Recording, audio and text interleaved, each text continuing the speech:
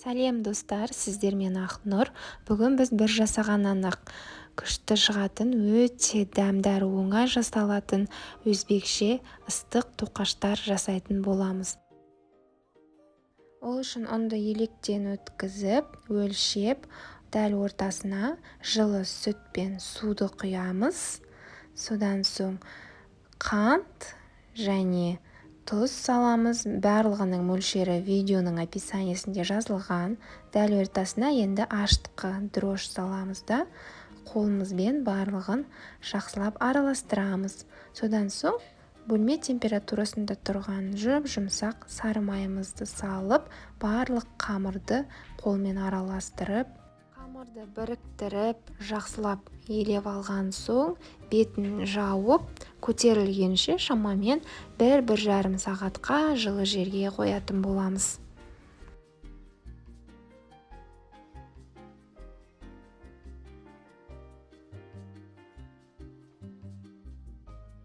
Енді қамырымыз көтерілген соң бетін ашып, қолымызбен бір басып аламыз. Содан соң қамырдың тағыдан бетін жауып, екінші мәрте көтерілгенше жылы жерге қойып қоямыз. Міне біздің қамырымыз екінші мәрте көтерілді. Енді осы қамырды алып, 1/3 бөлікке бөлетін боламыз. Содан соң қолымызбен осылай домалатып, қамырымызға пішін беретін боламыз.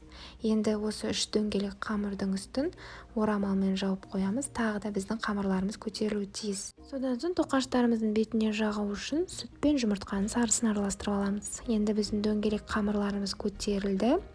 Алып біздің тоқаштарымызға осылай дәл ортасынан қолымызбен басу арқылы пішін беретін боламыз.